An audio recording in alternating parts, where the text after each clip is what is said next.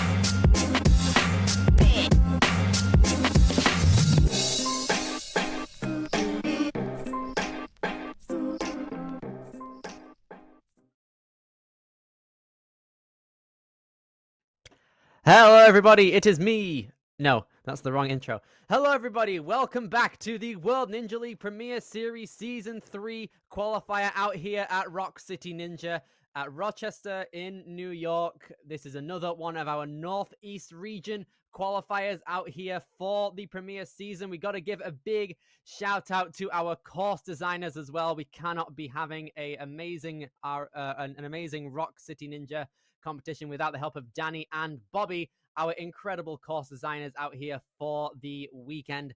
We are at the final hurdle now. We are at the elite division of the weekend. I am very excited to be getting it going. My name is Billy Dixon. I am joined alongside the amazing electric Enzo Di Ferrari Wilson with the final hurdle, the elite division. Enzo, how are we feeling today?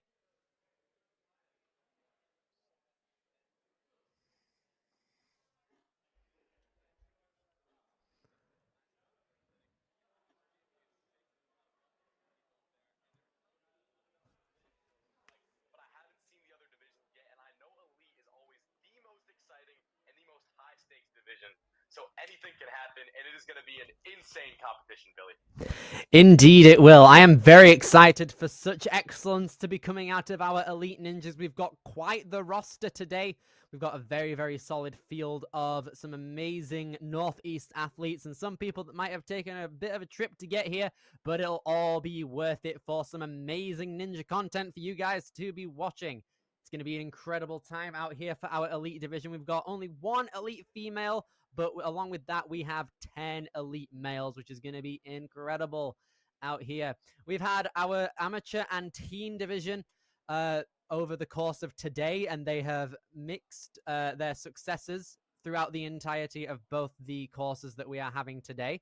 It's been incredible for both of them. We saw a challenge course clear at the teen division, finally. We saw a couple placement course clears there as well. We saw a couple placement course clears and challenge course clears in amateurs, if I'm not mistaken. But the moment is now. We are here for the elite division. And after this weekend, we still have a lot more Premier Series action to go. Next week, for the last comp of August, we head over to Ascend Obstacle Training in Massachusetts for the 23rd and 24th.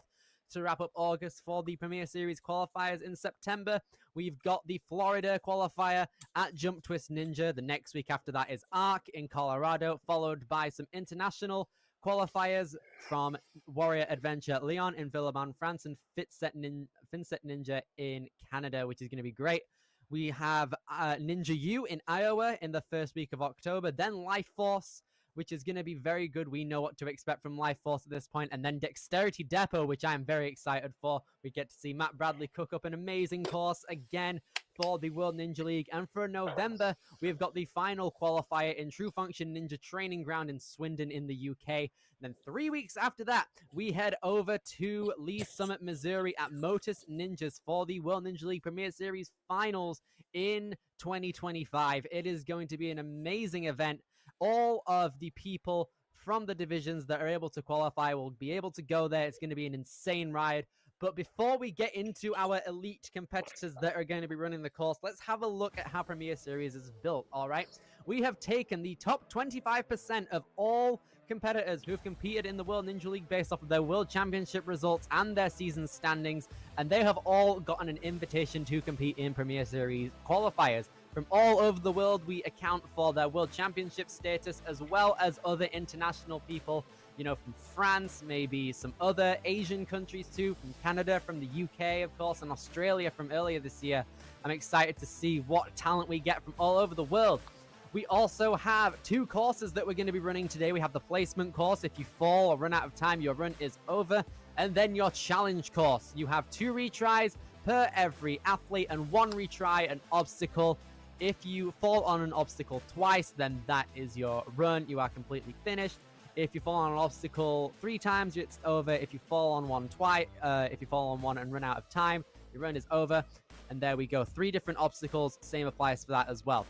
In terms of how they go, the placement course's purpose is to seed the run order for the challenge course. So if you get first place in the placement course, you end up going last on the challenge course, seeing a bunch more people run. And the challenge course's purpose is to determine the finalists for this qualifier. And the finalists will be the top 4 in each division throughout the entire Premier Series, from every single division, every single gender, male and female. We will be able to get the incredible athletes over to Motus Ninjas from all over the world, meeting there in Lee Summit, Missouri. It is going to be an incredible finals event ran by Donovan Matoya and TJ over there. I'm very excited, and taking it back to today's final qualifier in New York. We're seeing New York for the last time. We had Empire a couple weeks ago, and now we're going to be rounding out the Northeast with ROC City Ninja. It's going to be quite a fun time today, Enzo. I'm excited to see who we have here in the elites category in the run order. I'm spotting a couple names out here personally. We've got Julia Manfredi out here in the elite female division as our lone competitor in that regard, and I'm seeing some elite male names too. Who sticks out to you? All right, a couple names that stick out to me. Nathaniel Hanvu, an amazing athlete, performs very well in every competition that I've seen him compete in. Joshua, I competed with him last year at a competition, and he ended up beating me. It was my first time ever seeing him at a comp, and he popped off. Jeremy Warders as well. Those are 3 that stand out to me. I met Braden Gile when I went up there, and he's a very talented athlete, and he comes out of ROC City Ninja, so definitely a lot of names out here that I'm looking at for the win. Absolutely. Nathaniel is one of the only people, I believe it was either 17 or 18 people who made it to stage 3 officially in the World Ninja League Championships a couple of months ago at this point, and he performed very well, making it deep into stage 3. Joshua Duranchik has been a prominent name in NSC recently as well. He's been putting up some amazing stats across the board.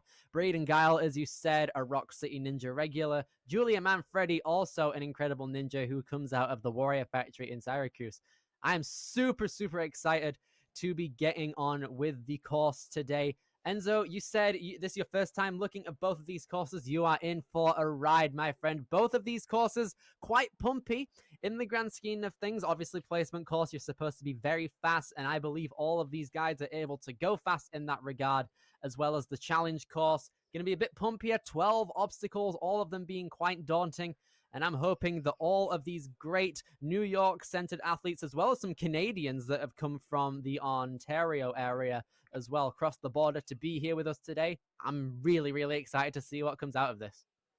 Me as well, Billy. And before we get into this, we are going to look at some highlights from last week at Motus Ninjas. So we're going to get into that right now. You want to take us through them, Billy? Absolutely. We had Samuel McCarthy in the amateur division out here get really, really close to getting that clear in the challenge course. You remember, it was very tough. 12 obstacles on this challenge course. Beat his coach, David Flip Rodriguez. It was incredible to see. As you can see here, look at the timer, super, super close on the floating monkey bars. Tried to go for that dismount and made it less than a second away. Samuel McCarthy. That is one of my favorite moments of Premier Series. Oh, Enzo, Tyler Smith from last weekend. We know, we remember this fondly. Tyler Smith, we didn't say this on stream, but right after we wrapped up, we found out that he was literally milliseconds away from getting a clear on this Motus challenge course. He crushed every single obstacle first try out here, got revenge on the floating monkey bars from the World Championships, and topped it off with an insane invisible ladder run all the way to the Motus heavens. But you can see right here, it was super, super close. We couldn't call it to start with. Even though it says green on the NinjaWorks timer, he barely ran out of time. Me and Enzo were gutted at that information last week. So that was a ride, wasn't it? Me and Billy know it better than anybody. We thought it was the first full clear of the weekend on challenge as well. And I didn't realize that the amateur division also had such a close clear. So Donovan and everyone over there at Motus really came in with some insane courses. 2 people almost were able to break through, but insane challenge courses. Precisely so. And even then, if all of these, if we get the top 4, particularly in the elite male division, because Juliana's on her own, she'll definitely have the skills necessary to get down to Motus. But for the top 4 elite males that we are going to get today, putting all of them up against a Donovan and TJ course down at Motus in November is going to be one of the most fun times in Ninja history. I'm calling it right now. It is going to be such an amazing time. to not only see the top competitors from this weekend at ROC City Ninja, but all of the different weekends from all across the US and all around the world. It's going to be such a fun time. Oh yeah, and it's going to be scary for them too, though. It's going to be fun for us to watch, but those athletes, especially if one of us qualifies, Billy, it's going to be scary. I'm honestly thinking of trying to purposely fail now because I do not want to go up against the Donovan course, if anything. After watching last week.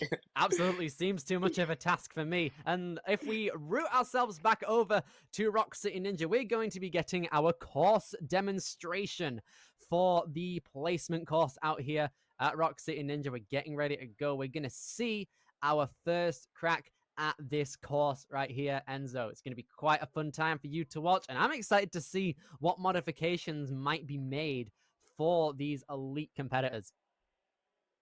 Oh, I'm so excited.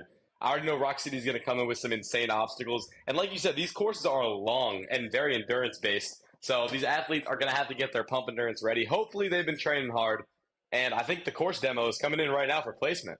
Precisely so. We have got 7 obstacles on this placement course. We're going to be starting it out over here with one of our ROC City coaches and athletes right here. We have got Balance Avenue that is going to be starting out our placement course out here today at ROC City. It only consists of a couple of small balance beams to go over. I think their heights have been increased, if anything. Then we hop up on top of this box, and then it's a small little cannonball alley. It looks like they've been adjusted as well. Some things have been routed different. You might want to go for a couple skips to save a bit of time there. Then the winding country roads, you need to utilize these trapezes and go zigzagging, essentially, going around those poles onto trapezes and straight into a Lachey lane. Oh, wait a second. Some talons. Yeah, hello. We've got some talon play out here on the placement course. These guys are going to have to go crazy fast. And it looks like our tester fell on that one. I'm honestly thinking if some of our guys might go with only one talon and kind of pop through if that's a motion. That'd be so sick. I hope so. I want to see that. Some door spins. This is a very finicky course. You can miss. Oh my gosh. Oh my gosh. You can make some mistakes, Billy.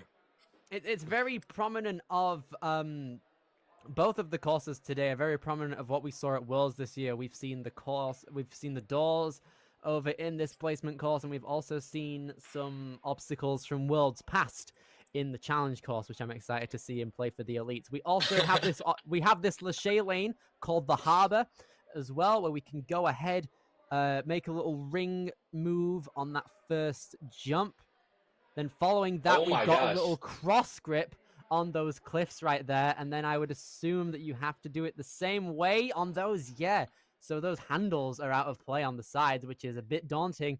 And then we end it with the Sombrero Street, basically a couple of donut and dome holds for our elites to traverse across whilst the time is ticking down ever so mercifully, going across just like that. It's going to be quite the ride for our elites. I think ROC City watched the rest of the placement courses and we're like, you know what? We're not going to follow the norm. We're just going to make this extra hard because why not? That might be their thought process, if anything. That could be very feasible for them. I would actually love to run this course because linking those last few obstacles is not easy. You can see the tester looks pumped. Yeah, especially because the last 2 obstacles particularly are on straps too. They're not necessarily the easiest to link because if you get onto them, the straps can be a bit muddled up and that could mess up your momentum, especially on the tip of your front swing.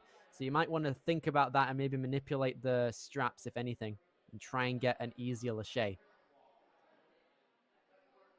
Absolutely, Billy. This speed course is going to be insane. I almost hesitate to call it a speed course. So we'll just call it the placement course because that's all I can say about it. But I want to see some of these athletes turn it into a speed course. I want to see some data that we're not expecting. Precisely so. I mean, we talked about on the little talon obstacle over there. We could have a little demonstration of what you had to do in your most recent race on American TV on some floating monkey bars with just one talon. Absolutely. We could get that. But now we are going to be starting with our first runner out here, Juliana Manfredi, age 15, coming out of the Warrior Factory in Syracuse. Here we go, starting it out onto the Cannonball Alley. How's her technique going to be? I like the 1-2 here. A skip, it looks like. And now we got to go around the pole. And she does that with ease, it looks like. Yes, nicely done, popping through now. Going to be taking her hand at these trapezes right here. Taking the winding country road in her stride. 1:30 coming into this area now. Some would think you don't even need these trapezes. You can just go ahead with the steps if you feel brave enough. That could give you a solid That would time be save. a big move. Or don't use the steps, Billy. Possibly. Could be a little... if you want. I don't know how that would work logistically, but you could try if you wanted to. Regardless, Juliana Manfredi is coming through. Makes it through the little Talon lane right there. And now she is coming through to the door with 1 minute left. Makes it look easy on the Talon lane. We got to go around the door. Oh, Ooh, no! But just doesn't lean forward enough, it looks like, in order to get a secure landing on that step. And that's going to put her up on the board. Yep, I mean, a solid run up to that point. It looks like you need a bigger jump, get your chest over the middle of that step. Otherwise, you're going to tilt back. But a great run from Juliana. And next up, we have Jeremy Waters. And Jeremy is a parkour guy. And this course is very parkour-oriented, especially the obstacle we just saw. So I'm excited to see how Jeremy attacks this course. And honestly, he's a speed athlete. So this is going to be a fast run for these other males to have to keep up with. Looks like Jeremy has a very good starter pack then when it comes to this placement course, regardless of what skills are needed. Coming in through it right now. Very nice balance. Climbing up to the Cannonball Alley. Reaching out to one of those middle balls right there. And he's very quickly moved on to that truss. He's going to move on back through. Now he's going to utilize these trapezes onto the red steps. Yep, taking another backswing there. It looks like he wants to be safe. Doesn't want to miss any of these obstacles. Here he goes. Yep, aligns himself perfectly coming into that second red step. Now into the Talon lane. Oh, we're using There one. we go! Already. All right. I love to see it. Oh. Look at that. The Enzo special is in play. We love to see it with the Talons right here. There we go. It makes Now me wonder if he... Oh, one can be faster, but he took a couple backswings, so I wonder if anyone can do 2 faster than that. We'll find out. It's definitely possible, but Jeremy is making his way through the rest of this placement course at a great pace. Now he's coming into the harbor now. This has been the killer for all of the placement courses for the younger divisions out here. And he's linking skyhook moves, which is great to see. Now he nearly had it. The grip just didn't agree with him on that. I think he just missed a hand. I think he missed a hand. I really don't think that his grip was giving out. He didn't look too tired. He linked the skyhook move. And I love to see the one hop on the Talon like we talked about. A very solid run from Jeremy. Precisely so. Was incredibly solid up to that point. Sadly, just going out there. That's going to put our first male on the board as we now move into Joshua Duranchik out here. Coming out of Sinai Sports in the Northeast. And I'm very excited to see how he does. Second year as a WNL Elite, and he's making sure that his status is known amongst the rest of the Elite Ninjas. Josh was a beast. We've competed together once, and he beat me. And he cooked at the one competition that I met him at. So I'm excited to see him cook today. I already like the pace. Oh! I think he tried to go for that bar there, but he's going to take a backswing. Looks a little sketchy with that pole in the way. Ooh, just needs to correct himself a little bit, and there he goes. He saves it. Time is ticking, though. In the grand scheme of this course, that could be a bit of a silent killer, if anything. But he reaches out to that third trapeze, and now is facing the Talons. Yep, he's going to use 2, it looks like. Let's see if he can move through quick. Here he goes. Very well done. Nice one-handed swing as well. That's difficult to do with a vertical hold like a Talon with that material as well. And with 45 seconds, he's coming into the door. Turnaround just needs to get off it quickly, which he does and saves himself with that good balance he has. What a save out of Joshua. Here we go. Oh, he looks up. There it is. Come on, let's get the link. Gets the link there. Gonna take a couple of swings to make sure he's ready for that sideways cliff move, which he is. Nice. Joshua Duranchik coming in, just needs to sideways lâcher it, and he does. Now comes back. Another grab on those rings. Now just needs to dismount, and Joshua is going to be eyeing down the last obstacle, the Sombrero Street. Here we go. He's linking them, Full popping link. his chest forward, the last jump. The last hop. Wow, that was crazy. That course is insane, Billy. He was moving at a decent pace and still 131 up to that point. What an insane placement course. Love seeing ROC City come out, innovating, and making it hard for these athletes. They don't get any free passes over here. I could definitely expect a couple of buzzers at this point as well. If we've proved that Joshua had a bit of a stumble on the winding country roads as well, and able to link back a bit of redemption time within the penultimate obstacle, the harbor, gives me hope for our next competitors, the first of which being Tyler Zaborowski. Absolutely. I've seen Tyler's stuff on Instagram. He's a very strong athlete coming out of Buffalo, New York, about an hour away from Rochester. And here we go. Tyler's just going to have to cook here. This course is tough. Want to keep a steady pace. Here we go. Here he goes, dives over to that block, and here he goes, 1 minute 35, and you can see him barely pulling back at all on those cannonballs, and that's saving him at like half a second on each swing. Oh, Hold he's up. sending it. Hey, look at that! There we go. Tyler There we go. Zaborowski, a little beta break right there, saved him 10 seconds ahead of Joshua Duranchik. Insane. And now we know it's possible. We talked about it possibly being not possible, but it definitely is. And now Tyler is continuing to move through. I see Bobby and Danny in the background watching intently. Two goats right there. They designed this awesome course. Let's see how Tyler handles this obstacle. Tyler, a very neat jump coming into both of those two little red hills right here. And with 55 seconds coming into the harbor, he's at a very good spot right here in this placement course. Could be our first buzzer of the Elite, Senzo. Absolutely. That beta break on the third obstacle set himself up good. He's got to get this sideways grab.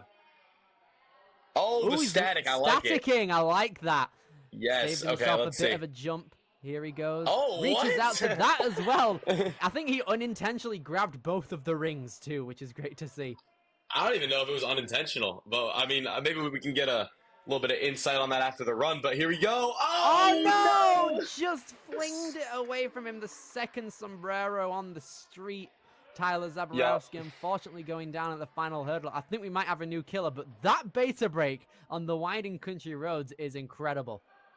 You could tell he was getting a little tired, I think, on that second to last obstacle. And by the end, it might have caught up to him a little bit, but he set himself up good for the challenge course. He's in first place. And next, we have Samuel Couture. He's coming out of Canada today, out of Montreal and Quebec, so I think that's a bit more up north than somewhere such as Ontario or anywhere like that. But Samuel's still out here at ROC City Ninja wanting to put in a solid performance, and here he is on the placement course. Samuel is locked in right now. Here we go. Here he goes. Just got to move through quick. can As see these him just- athletes... Oh, you go. That's all you. I was going to say, as he's just brachiating through very fast, you can see him barely pulling back. And that beta break is... No! No, he went. I respect the send. I respect the send. It Man. was very powerful, wasn't it? Oh, wow. Yeah, it's okay. He's going for the send. He'll have to run early on the next course over on Challenge, but I was going to say, as these athletes keep going, they understand they're going to have to go a little faster to that last obstacle because it is very challenging with the hand placement. So seeing falls early might happen as these athletes try to go quicker. Yeah, the orientation that your body needs to be at, you kind of need to just twist your entire body to the right if you want to reach out. Let's see if Logan Venti is going to be able to emulate the success of our former athletes and hopefully get our first buzzer of the day out here in the Elite Division. He's been doing Ninja for 10 years, this guy. Yeah, a lot of these Northeast athletes have been doing Ninja for a while because it was really where the sport started growing. I mean, it's where WNL began, you know, so we see a lot of these Northeast athletes with a lot of experience. So let's see if those 10 years can help him out in this course. It looks like it is already. He's moving very quickly. Yeah, he must have some experience with multiple different holds like this and movements such as that. He'll also be keeping up with recent ninja obstacles such as the talons that we're going to see him play right now. Oh, yeah. We're going for the 2-talon technique. No one's doing Jeremy's 1-talon technique since his run, but like I said, Jeremy's a parkour guy, so he likes to send. But Logan is moving through right now at a pretty decent pace. You just got to keep it up. Go for that full clear should be the goal. Here he goes, taking a bit of time. Has a tall build, 5'11". He's reaching out very well. Oh, wow, those steps are steep. Here he goes now at the harbor in quite good time, too. Is he going to go for the... Oh, wow! What Look at a that! The save! one-handed ring save Wait, that's from actually Logan. unbelievable. What? That's That was crazy awesome. good. Static Now out. then. I like it. It seems like this is the strat for many people. Now it's swinging about the second one. Is he going to try staticking it again, or is the hop necessary? The hop is necessary, and unfortunately, he drops down. I think Logan's right. I think Logan's right forearm is 20% more pumped than his left forearm because he kept making those one-hand saves. Oh my gosh, that's 2 one-hand saves on one obstacle. Almost cleared the harbor side. Is that what it's called? Yeah, the harbor, just the harbor. The harbor. Yep, almost cleared the harbor, but couldn't quite get it. But a solid run from Logan. Here he goes. Now then, coming into another one of our Canadians, we have Louis Felix Primo coming out of Quebec here today, age 20. Has competed twice within Season 10. He's looking like he's ready to go. He's chalked up, making sure the hair's all good. Got to get it for the cameras, of course. Yeah, what a lot of people might not realize is Rochester is only an hour away from Canada, so a lot of these Canadian athletes might have shorter drives than some athletes in the U.S. at this competition. Very true, actually. Yeah. Especially for the people in Quebec, possibly. Here we Quebec's go right now. there, yeah. Here he goes. He's just reaching out, and it's saving him a lot of time. A lot of the younger divisions I've seen is that they grab onto one, they pull their legs back all the way through for a more secure swing. These elites are very confident in their ability to just pull on through. And that's why they're in the elite division, Billy. Precisely so. Here we go. Louis now coming, or Louis maybe, coming into the talons. We're seeing the Enzo special again. There we go. We got to call it the Jeremy special now, you know? Absolutely. Here we go. Come on. Nice. Love to see it. Here we go. Yeah, now he's coming into the ROC City Turnpike. Just under a minute left coming in here. I don't think the door locks in either, so you got to be careful about its pullback, and Louis Felix is fine. That was good technique. I like how he did the kind of the 1-2 step for more security there. No risk of slipping off, but here we go. Into the harbor. He's going to try and link stuff and at least conserve his momentum here. 35 seconds is going to come into the cliff holds now. He gets the first one. Very, very comfortable here. Yeah, he looks locked in. Let's see if we can get the second one. Nice. I think he's got to clear here if he keeps moving.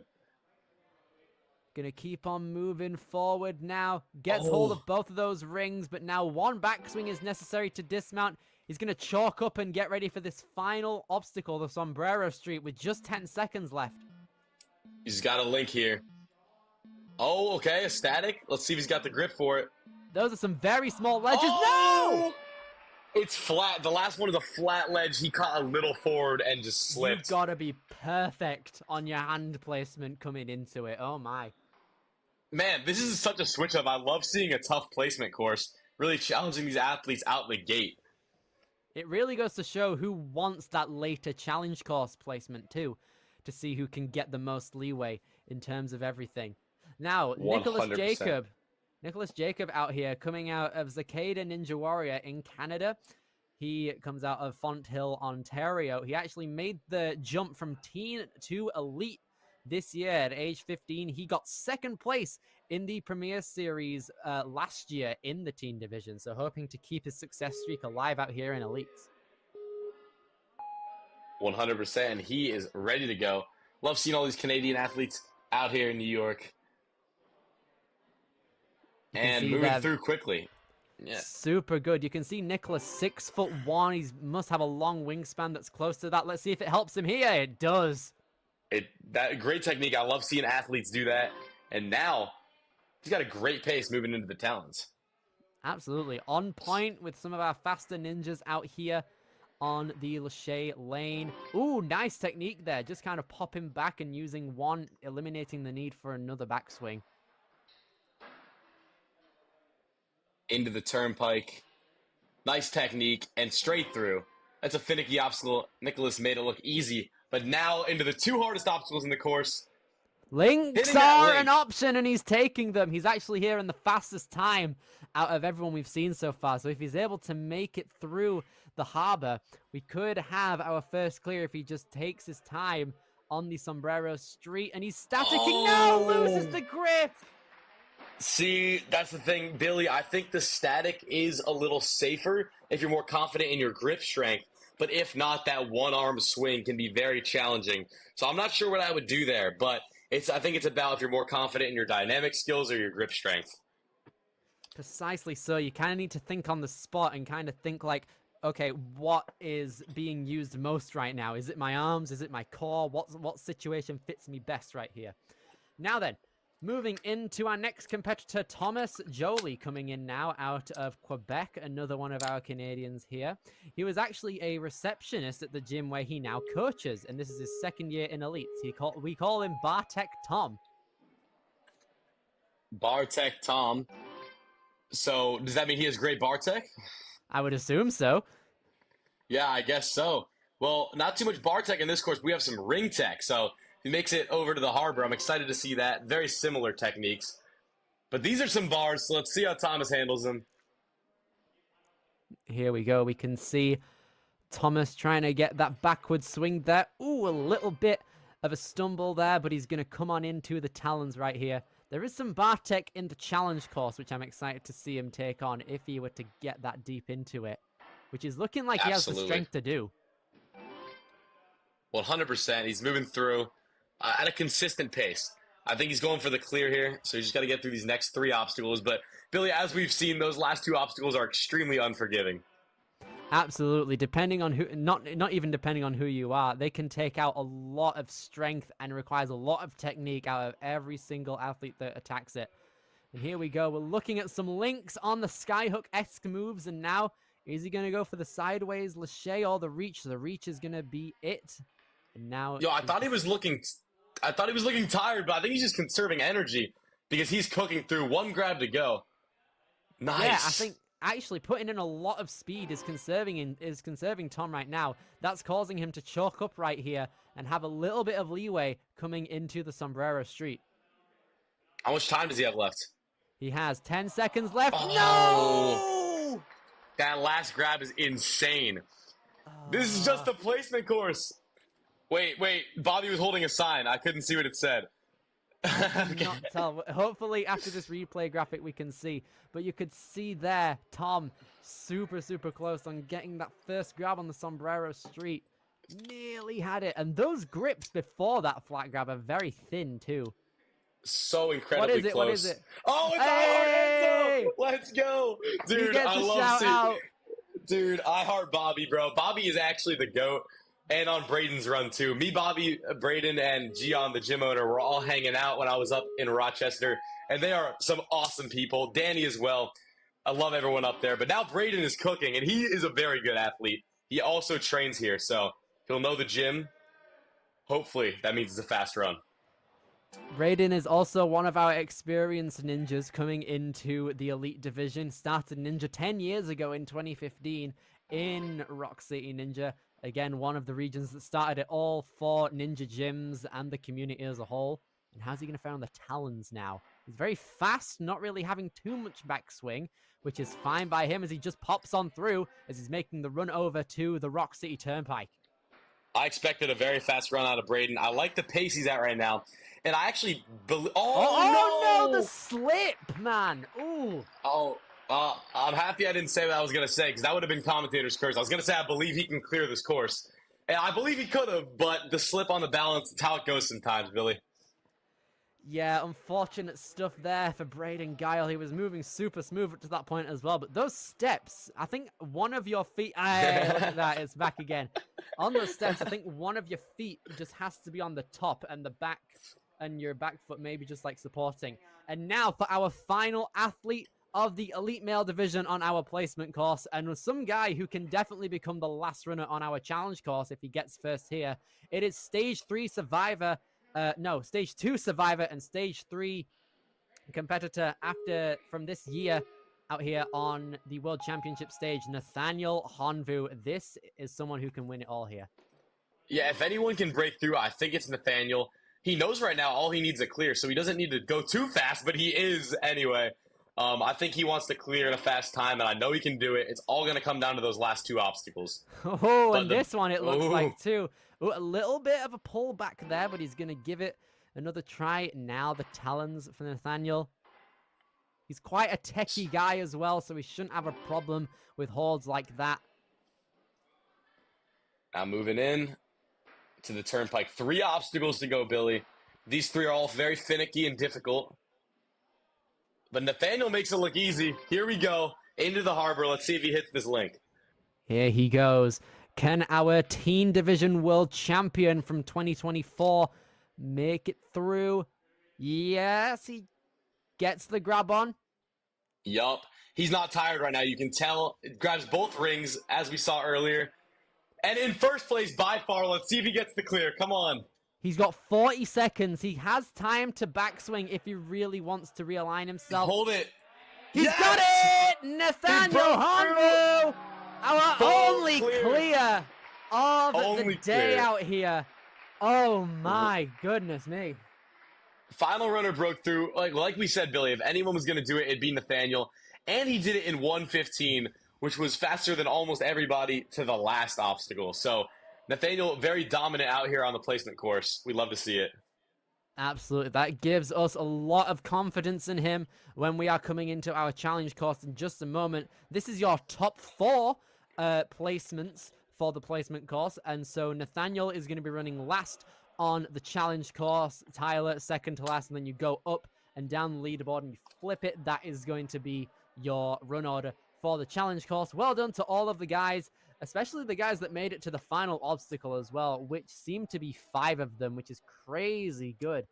As well Absolutely. as our lone female competitor, which was great to see, Juliana Manfredi. Love to see the action out here, hoping that she does really, really well on this challenge course to beat the amount of obstacles required to make it to Motus. 100%. And I'm just going to say, I think Braden and Jeremy, they're going to be running a little earlier on challenge. But guys, if you're watching, watch out for those 2 athletes in particular, because they're going to set the pace. They're going to make the rest of those competitors shaking their boots a little bit. They're strong athletes. But Billy, I think we're going to take a small break before the challenge course. Indeed so. We're going to take a minute to make sure everything in the challenge course is set up and ready to go for all of our elite athletes. From Enzo Di Ferrari Wilson and Billy Dixon, we will see you guys in just a moment. See you soon.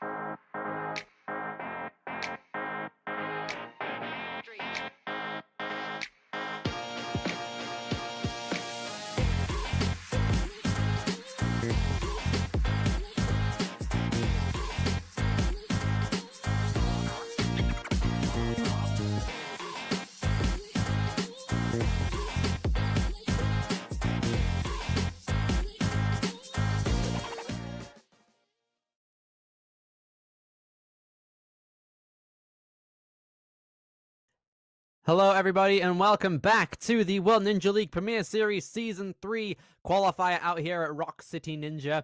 My name is Billy Dixon. I am joined alongside Enzo Di Ferrari Wilson. We just wrapped up one of the best placement courses I've ever seen.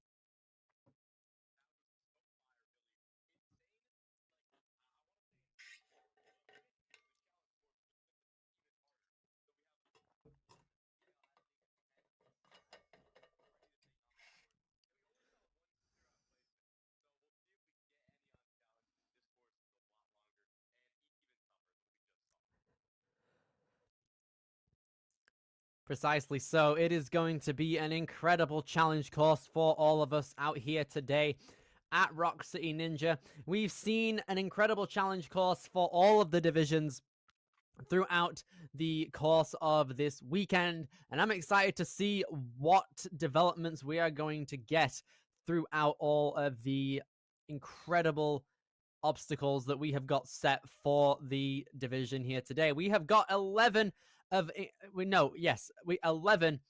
incredible athletes out here on the challenge course that are going to be starting. We have Juliana Manfredi, that is going to be the only elite female competitor of the day, followed by 10 of the best elite males that the Northeast has to offer, including some of the best athletes from past World Ninja League competitions. More specifically, I'm talking about Nathaniel Hanvu out here. He's going to be running last on the challenge course due to an incredible clear on the placement course. Our only clear of the placement course, that is.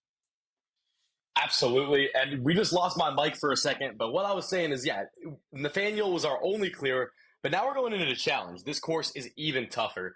The first course is just the appetizer. This is the entree and the dessert, Billy. We are ready for the challenge course. I'm so excited to see these athletes take it on.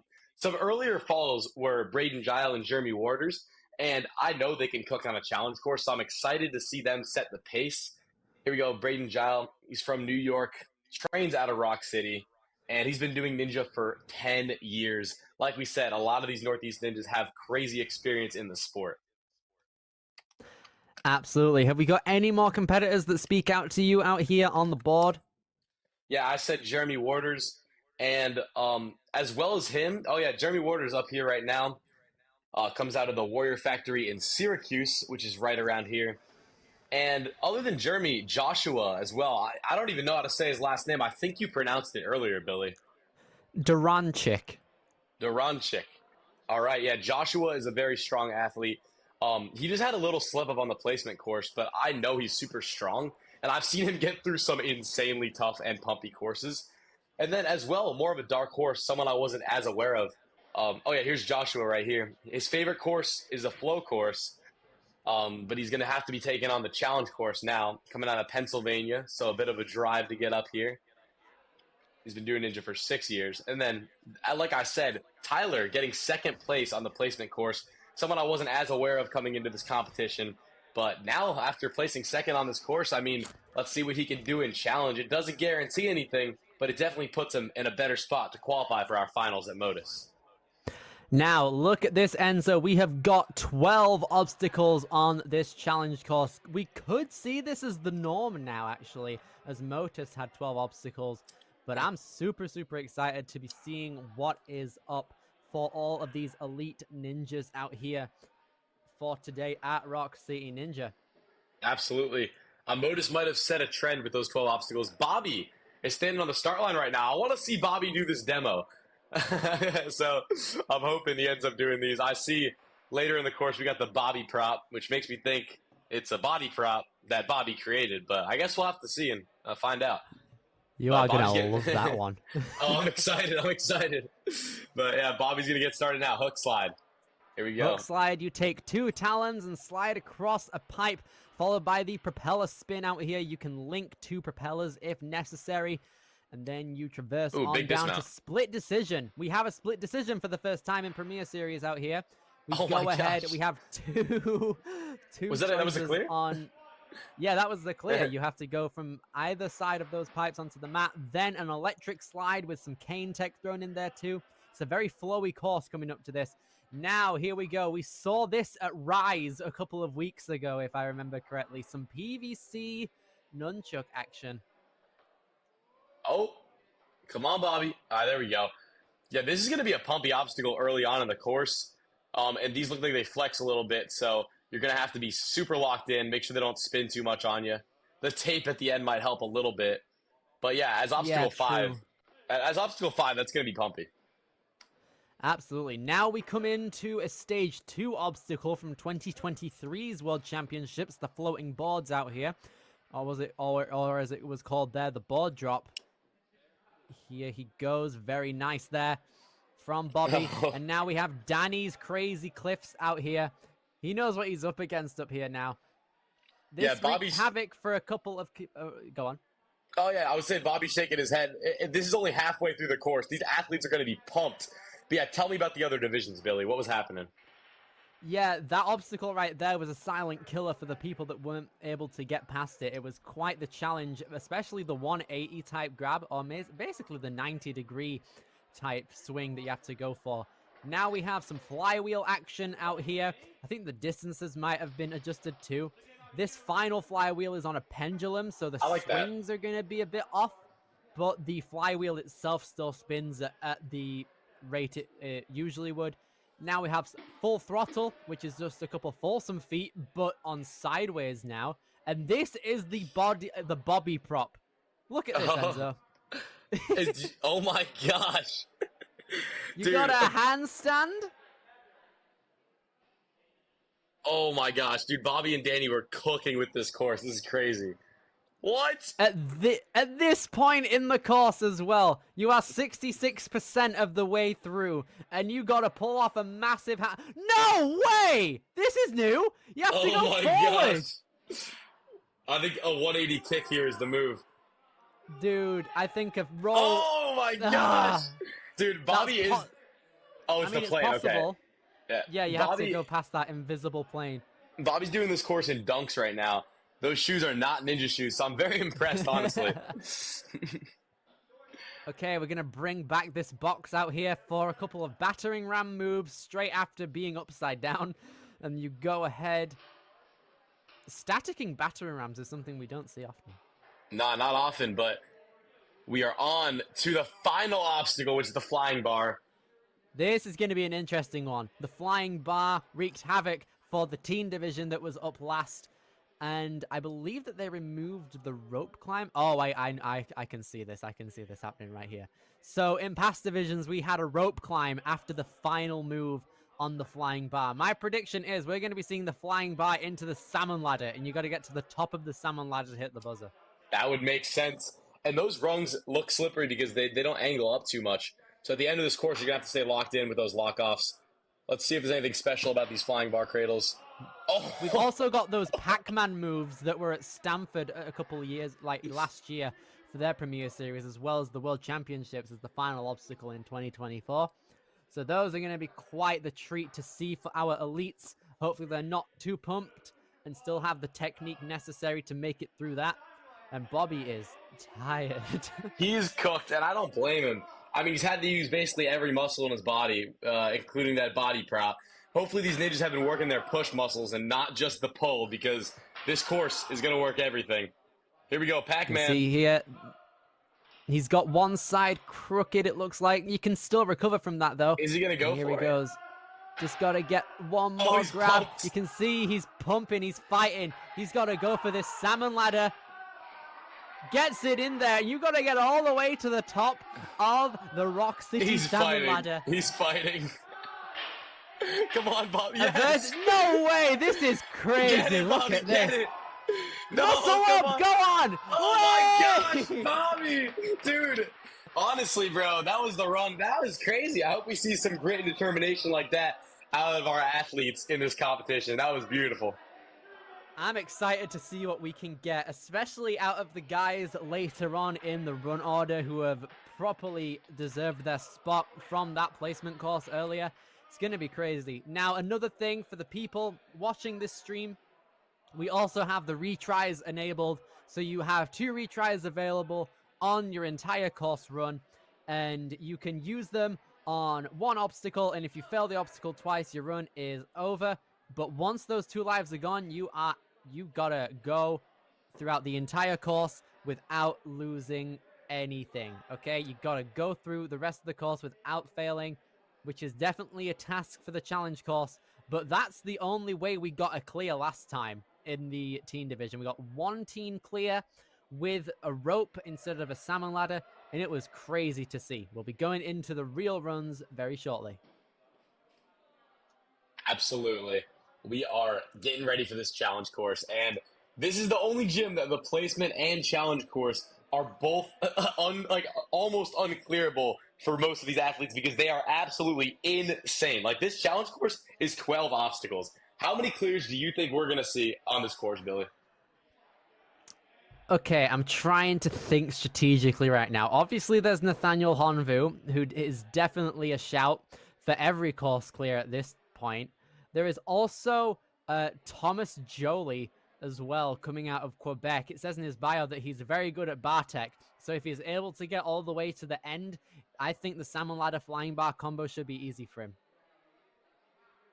100%. I think there are some middle obstacles that could be more challenging than the salmon ladder flying bar combo, but once you get to the end of that course, there's no way your arms aren't tired.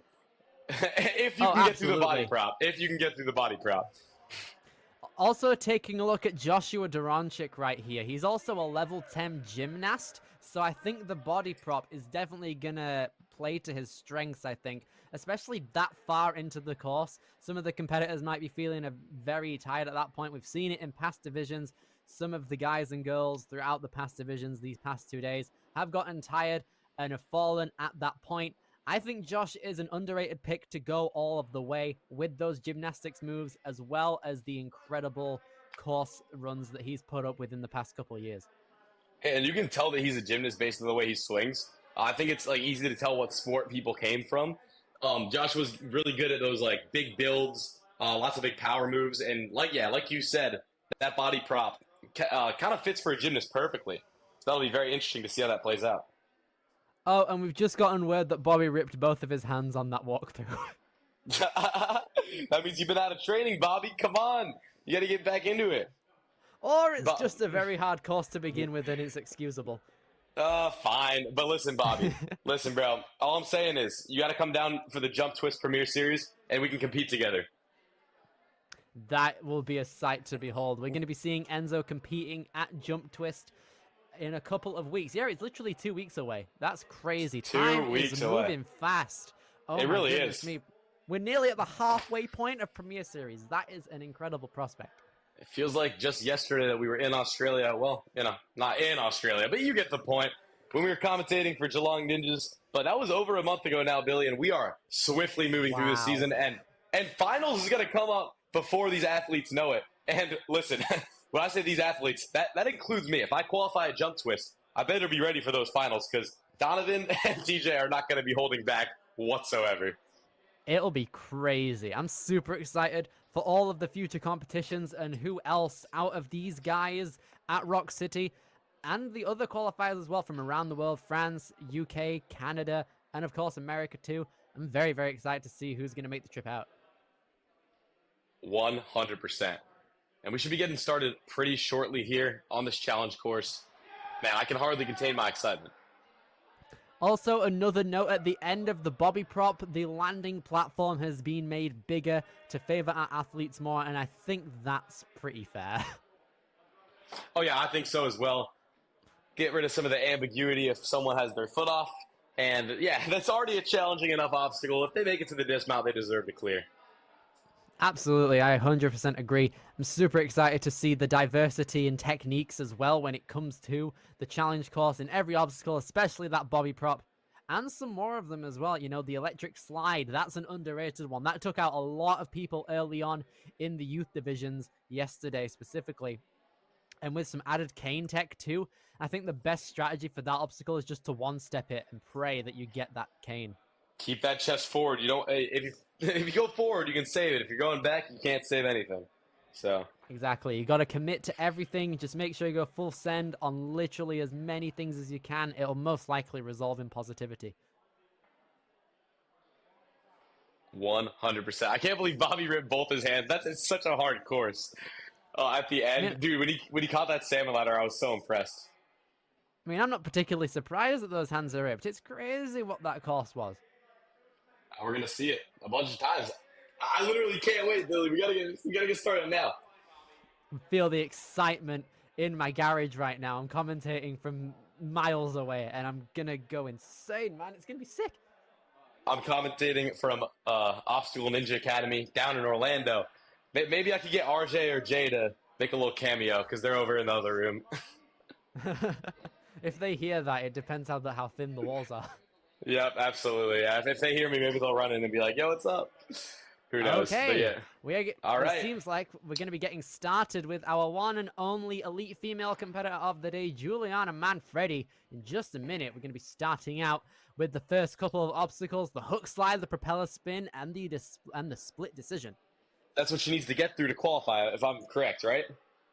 I believe so. It's either that and the electric slide, or it might be 3. I think it's the first 3, but 4 just to be safe. You got some athletes doing some last-minute walkthroughs, getting their plans ready.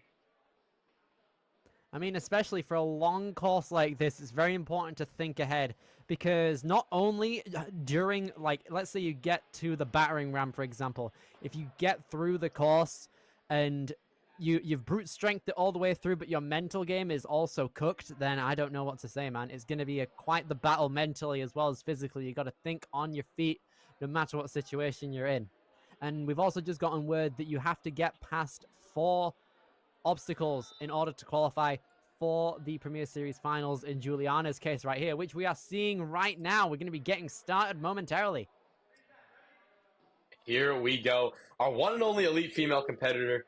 Less pressure because there's not as many competitors, but more pressure because she still has to beat a certain amount of obstacles to qualify for finals. That number is 4 obstacles, we confirmed, Billy. Yes, it is. And Juliana through the hook slide, only utilizing 1 talon, which is pretty cool. And then the propeller spin, she's going to get an extra backswing to go through there. Not a problem. 3-minute 40 coming into split decision. Going to take the safer route.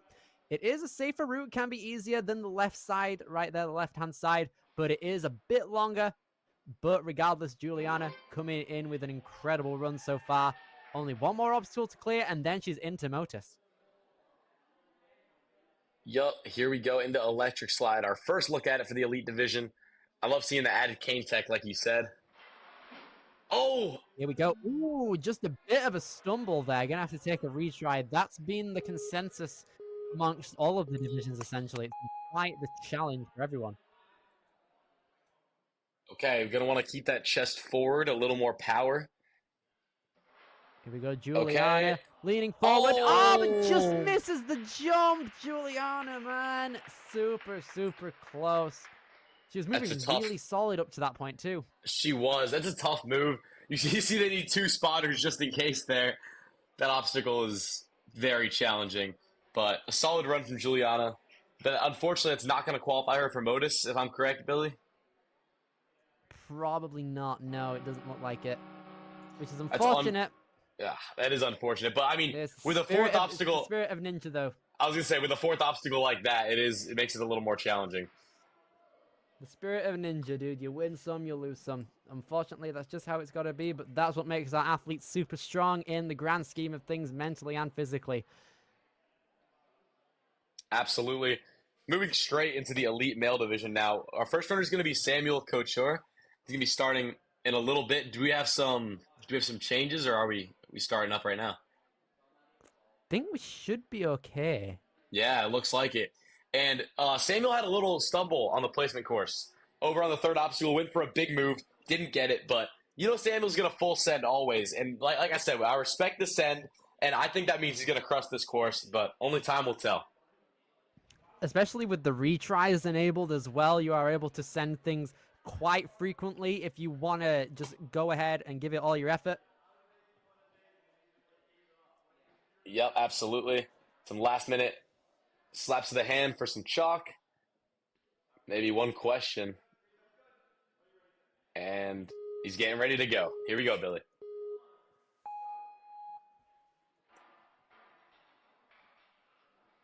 All right, then, here we go. Samuel Couture coming out of Montreal, Quebec right here, out of Canada. making his name known in the Northeast region in New York, and he's powerfully making his way over to split decision. He's going to take the safe route. Understandable. You don't want to get a fall early on, but maybe some of our later athletes will take the other decision on split decision. Now into electric slide. We've just seen Juliana come unstuck here for the electric slide. Let's see if Samuel is able to Oh avenge my it. gosh. Sadly, no. He was too far back. He's got to keep that chest forward, like we said. He's a taller athlete, so he should be able to reach out with that cane, but he's just got to get it. Gonna take a big grasp at that cane again. Set himself up. Needs to make sure his balance is on point. Nice. The big jump, and there we go. Samuel hooks it up. I mean, yeah, you could see it slide out a little bit there, which is a little scary, but he ends up getting it good, and now we are moving through. Here he goes. Samuel on the PVC pegs right here. We saw these at Rise at the Warehouse a couple of weeks ago, and they wreaked havoc. A very big time waster. I think formally in the competitions prior to this, we had nunchucks and just using the pegs on their own. This definitely eliminates a lot of time, but a good save there from Samuel is going to get him through. What a fight. You could see those hands starting to slip at the end there. I mean, with those rotating PVCs, how could they not? That is a very challenging obstacle. But now, he's moving in to the floating boards with a pretty decent pace. For our first runner, I think a lot of athletes are going to watch this and know they're going to have to cook. Precisely so. Samuel is cooking right here, but time isn't particularly on his side. He's spending a lot of time in between obstacles, and of course, with the PVC pegs being quite the hindrance to a lot of our elites, I am going to assume. We go ahead and look at how he's going to approach this cliff now. That can decide a few things. Yup. This was the challenging move. Let's see if he can get it. Oh, the peel! Wow, okay. You really have to go for it there now. The hat came off. Yeah, no, I mean, he went for that move in a full-length motion, ended up landing on his back, you know. Like we said, though, Samuel's a sender. He was sending in the placement. He's sending now, but he's going to have to lock in because this is his last try on this obstacle. He's got the hand placement on the triangle. How is he going to fare on the connecting cliff? Nice. Gets it this time. The grasp is there, and he's cleared, but he's got no more retries, and 50 seconds on the clock. He's going to have to motor through, and he's linking stuff. He really is going to have to cook. But he wants to lock this in, maybe get as many obstacles cleared as possible at this point. Here he goes. He's going to go through the full throttle, and now we're going to get our first... What? Okay. What a skip. Boom. All right. It's maybe that's a good technique. I like it. It's just a 3-meter standing broad jump now. That's great. Yep, and you have to stay so locked in. But now he's moving through the body prop like it's nothing. Got to get this dismount. He is very controlled out here. Oh, nice spin right there. Samuel setting the foundation for the rest of our elite males on this course right here. And with just under 10 seconds, he's going to try and full send it through the battering ram, which he's doing currently. No! Honestly, Sam. I'm impressed he was able to link after a couple retries. Super long and pumpy course. Very impressive run out of Samuel. Really turned on the afterburners at the end there. I think the start was a little bit shaky, but after his first fall on the cliffhanger, he really started locking in and started moving quick because he knew he had to. Absolutely. That was superb movement on the bobby prop right there. And it was moving really powerfully and aggressively through the battering ram right there. And the final one just had him undone. Now that he's set the foundation for the rest of our elite male competitors, let's see if the following can make their way through the course at such expertise levels. Starting with Braden Guile. Braden's going to cook. I already know it. I don't want to jinx him, but I have so much confidence that he's going to cook that I'm going to say he's going to cook right now. I'm calling it. Braden is off. Quickly moving along with both of those talons right there. And now he's coming into the propeller holds. Gets a bit stuck up, but turns himself around in the correct way. Now he's going to go for the safe split decision right here. Not a problem for him. Very graceful so far. Let's see if we can get this first try. He does. Very good lower body control. There we go. Oh, no. Oh, just pops out. All right. Man, okay, so he's gonna have to figure out what went wrong there because he's got a lot more moves than that to do. Maybe stay locked off. We'll find out. That's what he's trying to do currently. I think he's trying to secure. Ooh, Okay, it's a bit scary to watch at this point. He's going to try and reevaluate it. maybe keep the hands forward. It looks like. Yep, that's what he's gonna go for. Because that Then crossover, maybe lock. Okay, yeah, man, that works for him. this is gonna be a fight. He's utilizing a lot of upper body strength on this obstacle. One can wonder if it can come back to hinder him later on, but he's having a bit of trouble getting that former peg out. Oh no! All right, he's at the part where he's not going up anymore. He's going straight across. So if he can keep the grip locked in. Oh, I see him eyeing the dismount. Oh no! Oh, but that's going to be it for Braden. Our 17-year-old from Pittsford is going to go down. Oh, man. When you saw him start looking for the dismount, which is how you know in his head he was thinking he was getting tired. Man, that's unfortunate. Braden, he knows he could have done better. Not the run he wanted, but that's all right. Super, super close there out of Braden. Really tried his hardest on those PVC pegs right there. Jeremy Waters is going to be next up on the challenge course right here, representing the Warrior Factory in Syracuse. Jeremy's a parkour guy like we were talking about. He knows how to go fast. But let's see how his endurance holds up on this challenge course.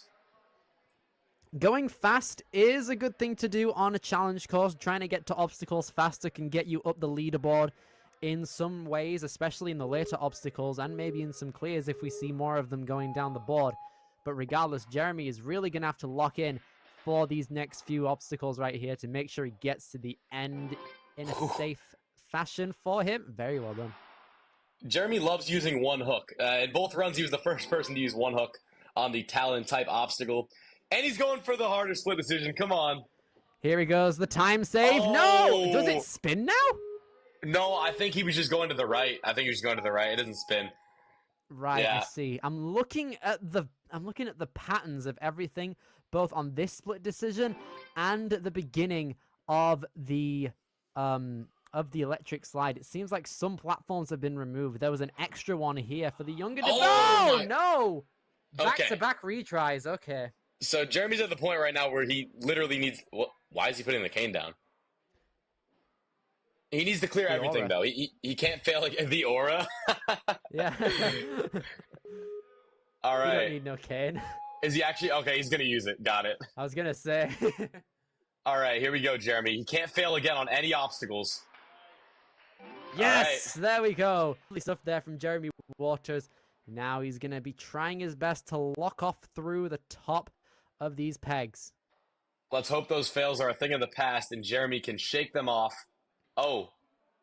Okay, he's switching. That's actually right. a good decision. Gives his hands a little bit of time to rest before going up a bit harder. He's got his arms in a cross, but he resolves it. Nice, Jeremy. Okay, so he's at the straight across portion now. You see a grimace on his face a little bit, but he looks locked in. Come on, Jeremy. Fight. Coming through now. You He's see getting... the hands? Yeah, they're starting to slip a bit. He's got no more The retries left readjustment. either. You can see in his face, he's starting to He's breathe looking at the heavily. dismount. Okay, he's going to have... Oh! He's still moving. Oh, no! Just at the no! end, he gave it everything he had there, Jeremy. Oh, man. That is a challenging obstacle. It is, especially this early. Wow. I mean, yeah, I think Samuel might have thrown some people off, making it look as easy as he did. Super, super close there. We could see his fingers slipping. We saw it in slow motion, essentially. Super, super close there. Now then, moving into Logan Venti. Here we go. Another one out of the Warrior Factory. 5'11", 6'2" wingspan. Only 130 pounds, though. That's actually good news for the PVC pegs, meaning that you don't need to really hold as much weight. He's been doing this for a long time. 10 years of experience. And this is first year in Elites after 9 years. He wants to give a shout out to his team and everyone that supported him. That is awesome to hear from Logan. And, you know, Billy, taking it back, that split decision obstacle is very interesting. because there are two different ways you can go. And if Jeremy decided to go the easier way, he might have been able to get that Iron Maiden on the second try. So it's going to be very interesting to see how that plays out for the other runners. And we see Logan learning from that mistake and going for the safer option.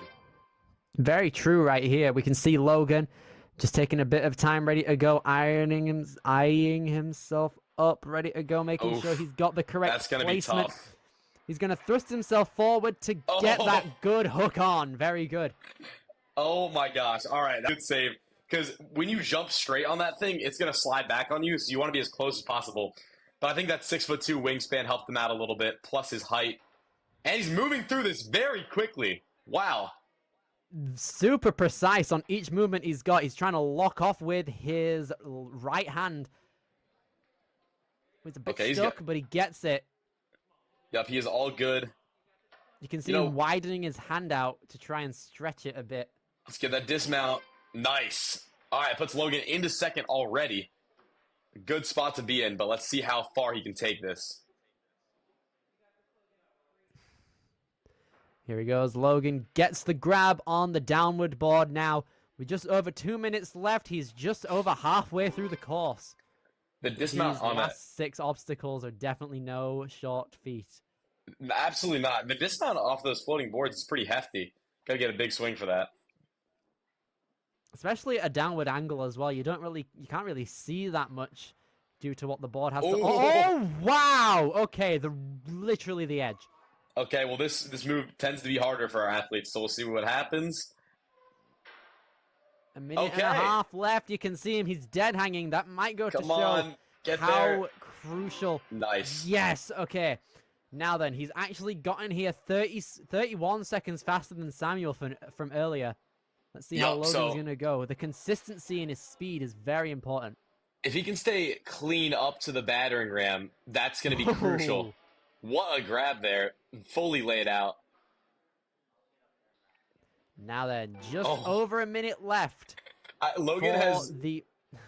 I was just going to say, Logan's been... Every dismount he does, he cranes the box. So it scares me because he's got long legs if he's going to touch down, but he's not. So he's keeping it pushing. Now, he's not the heaviest, but he is quite tall, meaning he does have a lot of area to work with on his lower body, which is currently his upper body. And he's not going to be able to hang himself up there for too long. Man, this is gonna be... Oh, it looks like he might have hurt his neck, possibly?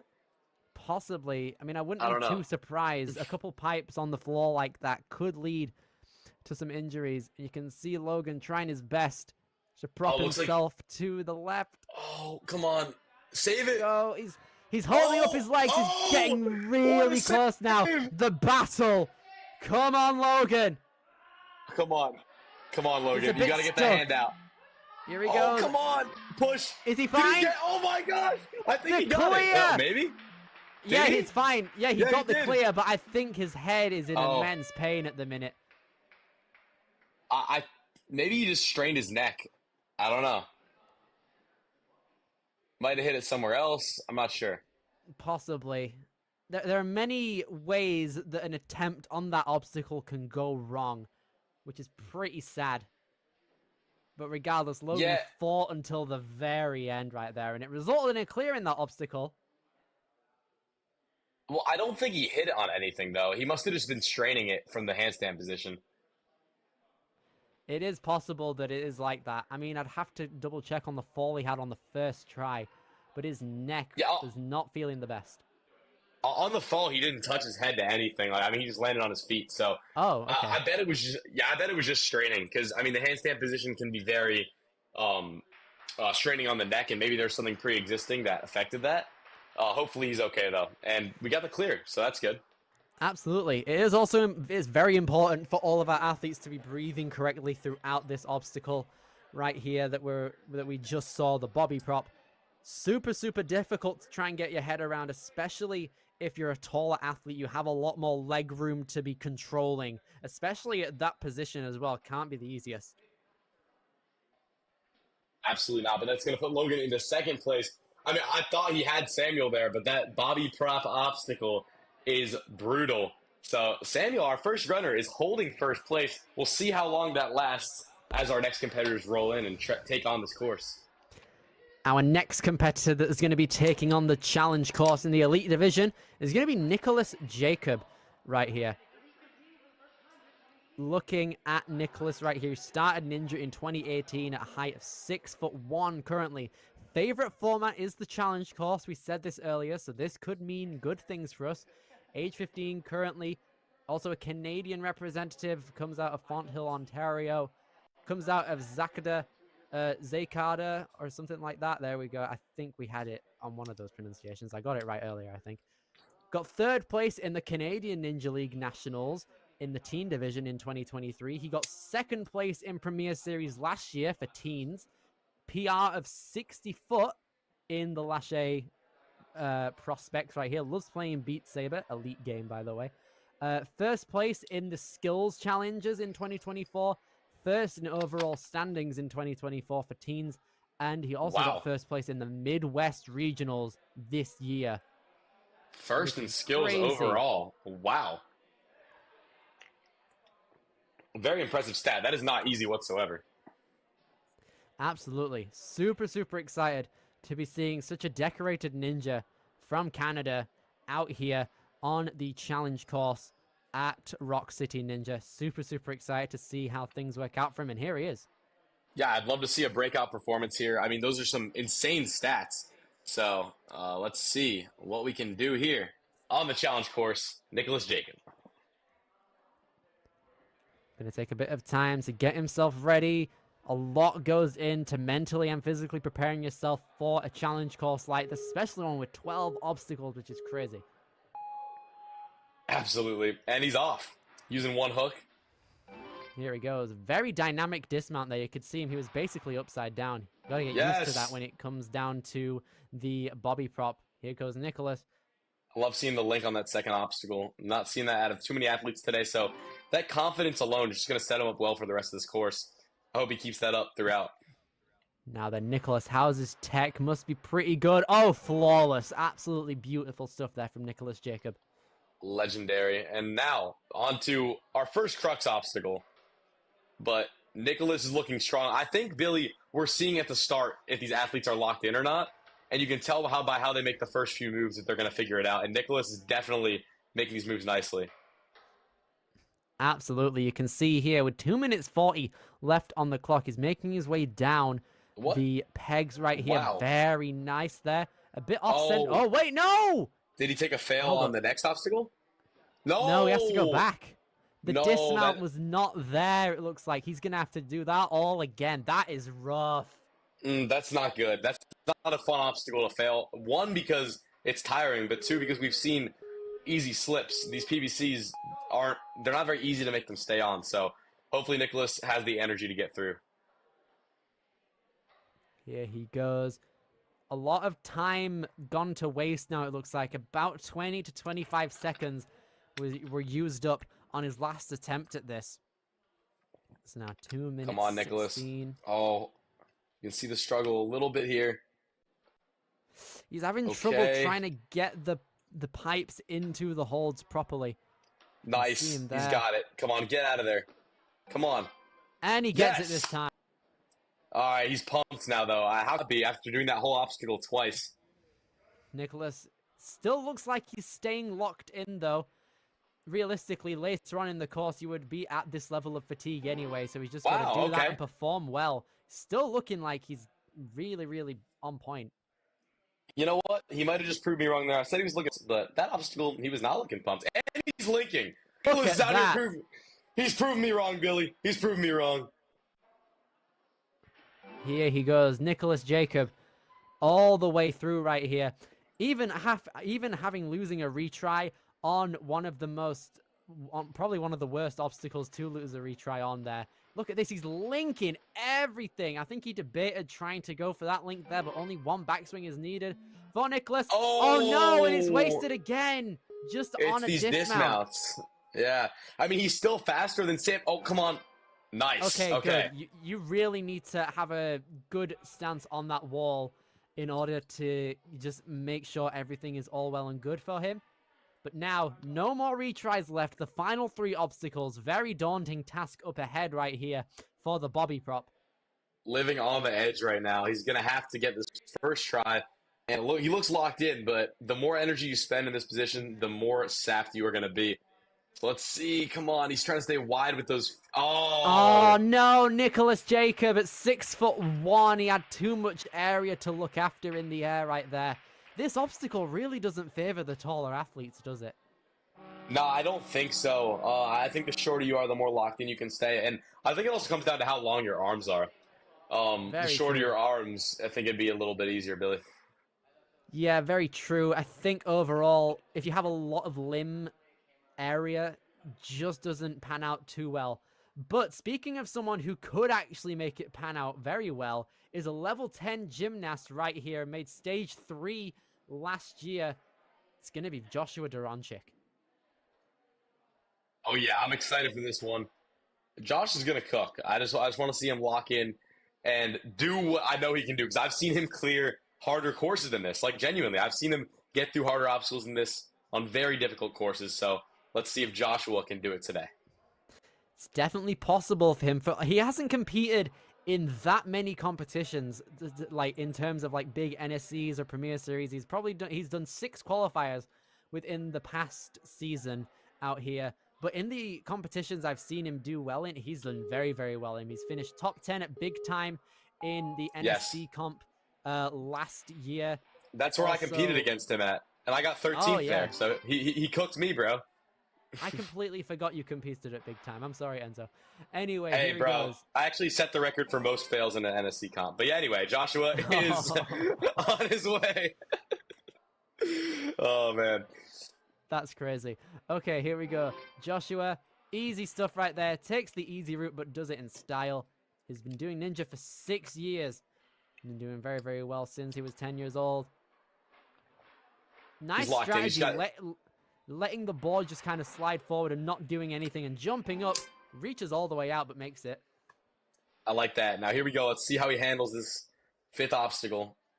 I like the forward grip technique. Now he's going to switch over. And switch back. See, some of these athletes just look a little more uncomfortable on this obstacle. It doesn't mean they can't do it, but it is challenging, and it seems to be one you kind of figure out as you go. You can see Joshua still trying his best to get through, but he's wasting a lot of time in the air. Worst case scenario, he runs out of strength and has to take a retry here. Hopefully that doesn't happen. Looking at the dismount. He's going to go for it. He doesn't get it. I think getting a dismount on that obstacle and skipping stuff isn't the best way to go about things, because you need to get a lot of momentum whilst also dodging the rest of your pegs. That's what I was going to say. Like, dang, bro. These people skipping this, they're ballsy, but, you know, it is a hard move. So we're going to see how this fares on the second try, because the energy is sapped now. Here he goes. Joshua, a lot of strength still in him, hopefully. Just under 2 minutes. He's really got to be motoring through here. He doesn't look that fatigued. He's still going through. I think he just needs to do it the intended way, making a couple more moves near the end, and then he's fine. Absolutely. A couple more moves to go. Josh was fighting right now. You can see the grimace on his face. Needs Come to hook on Joshua. It. He's shaking. Here he goes. Joshua Duronchik. One more peg. Go. This is what it's all about. Yes. Okay, Joshua. He knows that he's wasted quite a bit of time here, so he needs to move. I did not know that was a minuscule mushroom hold there. I thought it was just a regular ring like usual. Anyway, Joshua. Whoa. All right there, buddy. Hey, I think he just walked out of the gym. All right, he's back, though. Here we go. Needed a bit of fresh air before going back in. Come on. Yeah, just halfway through the course, a little break, and now he's back. I'm doing that my next comp. Yeah, right, exactly. All he needs to do right now is lock in, get that pump out, and then cook. He needs to get through these obstacles. I know he can do it, but those forearms have to be absolutely burning right now. Joshua is a very, very strong athlete, though. He must have the grip capable to get through this cliff, and it doesn't look like it. I think he's aghast now. Well, he tried to hit it in a linked motion. I think he's going to want to catch it with his legs in front of him instead. But you can see that Iron Maiden sapped the energy out of him. He is absolutely cooked right now. That doesn't mean he can't do it, though. He's going to have to find that strength somewhere. And then those next 3 obstacles are less upper body intensive. It's about getting through Here this he one, Billy. goes. Joshua Duranchik, for all of it, Oh! hangs it this time. Don't Fight! peel. Yes. Okay. You have to go. You have to go. 52 seconds left. Link Or- everything. oh. No. He tried it. He knew that he had to go for it. Joshua, a spent man. Well done there. Props to him. Honestly, claps. Man, he might have hurt his leg. He was limping a little bit there. Not sure. Maybe on that dismount off the floating boards. But, I got to give Joshua credit for getting through that obstacle the second try. Because, Billy, we both know as ninjas how hard it is to get through an endurance obstacle twice in a row. It's stupid difficult, especially at this rate when you're on a timer and you still have half of the course to go. It's mental. Love seeing it. He pushed through. And now we have another one of our Canadian athletes. Is it Louis or Lewis, Billy? Do we know? I want to say it's Louis Felix. Louis Felix. All right, we're going to go with that. But we can get some corrections in the comments if anyone knows. Louis coming in now, 3 minutes and a half, making some small and big moves out here on the first obstacle right there, the hook slides. Now then he's coming into the propeller spin. Not a problem right here. Going to take an extra backswing to be safe. Coming into split. Here we go, Lewis. Moving through. Very good there, Louis. Coming in now. Trying to figure out his foot orientation coming into this obstacle. Needs a lot of momentum to get onto the electric slide, and he gets it perfectly. Not a problem right here. And now this is proving to be the silent killer of the elite division. The PVC pegs. Yeah, Louis, 20 years old. I think one of our older athletes competing today. So let's see if we can show these young guns what's up. Nice save there on the pegs. Here he goes. 2 minutes 25. Oof. He's getting a bit caught up there on the earlier parts of the obstacle, but he's still got to make his way through. You can see he's still got a bit of core strength left. You can see him lifting his legs, knowing he has a lot of control. Yeah, if you don't have a... Oh, yeah, you go, Billy. That's all you. I was going to say, I think if you just get this in one try, you won't be tired afterwards. Yeah, it depends on how much energy you use. The one thing I see from Lewis right now is he is looking at that dismount a lot. Oh, no! It happened again, just like Joshua. Louis is going to have to go back. Man, yeah, I mean, seeing these athletes go for that dismount, I just don't think it's the move there. One extra move, I understand they might be tired, but one extra move could be all the difference on how easy that dismount is. I think it becomes over 2 times easier with one more move. Louis definitely going to be trying to shake out before taking on this obstacle yet again, but time is ticking right here, Enzo. Absolutely. All right, but yeah, that time is ticking down. He's already used over half of the time limit, if I'm not mistaken. I don't think he's that bothered about getting a far result. I think all he wants to do is just clear this obstacle, and that's it. He's completely spent. Yeah, I understand why he went for the dismount then, if he was absolutely cooked. Those forearms tense up so quick on that obstacle. I don't know if you've ever done an Iron Maiden like that, Billy, but your forearms get absolutely cooked afterwards. And it looked like he just punched it a little bit, and when your forearms get pumped, your hands can't open and close as quickly, which literally can cause you to punch an obstacle instead of grabbing it. That's a little ninja tip that some viewers might not know by just watching. That's the worst feeling. It hurts your knuckles afterwards. Oh, yeah, and it's also tough because you have no control over it. Once you get to a certain point of pump, there is no recovering from that, unfortunately. Now then, it's also worth noting that from this point onward, we're going to be starting to see... Oh, hello! Okay, it looks like that Thomas Jolie is fine. We're going to be starting to see our athletes now be qualified for motor. Samuel Couture is our first competitor fully through guaranteed, as we now have our final 3 competitors starting out with Tom. What the heck? I mean, we saw Samuel's run, and we thought, like, we didn't know what it would end up being, but he's held first this entire time, Billy. He's held down the ground, dude. Absolutely. I mean, yeah, setting that pace for these athletes. I really think Samuel set a false expectation of how easy this, or how hard this Iron Maiden was, because he made it look easy. Like, genuinely made it look absolutely easy. just as Thomas is right now. Here he goes. Thomas coming in now. 2 minutes 35. He's making his way through it. He's on a good pace, in all fairness. This is one of the faster attempts we've had at the Iron Maiden peg. Nice. Honestly, the smoothest attempt that I've seen today. That was very good. Absolutely. Yeah, he is currently 6 seconds faster than our fastest time so far. So let's see if Thomas can keep moving through. Here he goes. He's going to take a massive lâché, skipping half of that first board. And now 2 minutes just over. He's going to give the second half of the course a go. Yeah, you see him kind of shaking out the forearms a little bit, pushing on the fingers. Want to get that lactic acid buildup out because the rest of this course is so bumpy. And we're going to see that starting with Danny's Crazy Cliffs. Here we go. Thomas Jolie, another one of our Quebec representatives out here from Canada. 1:40 as he makes the dismount from Danny's Crazy Cliffs. And now he's going to take a bit of time, set himself a good backswing. He thought about linking it. I could see his hands leave. Yeah, and when you say take a bit of time, I think you meant 1 second because he just kind of cooked straight into that. Absolutely right here, right now. He's doing crazy good.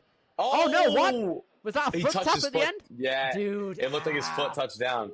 Okay, that's unfortunate. In all fairness, it could have been way worse. He could have had to use a retry on Iron Maiden, which would have made him extra pumped. I think he's still fine here. He's still throwing out links. Yup. A nice jump link. He's probably going to want to take an extra swing here to be safe.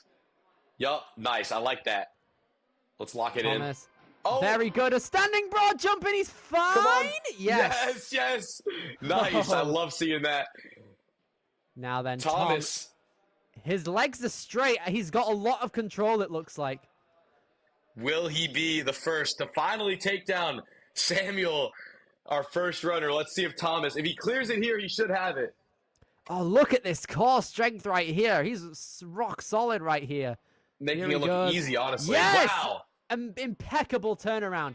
Okay, now Straight he's got to be starting the pump.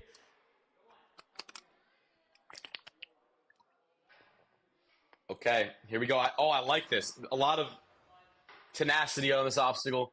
Taking one backswing. Let's lock this in.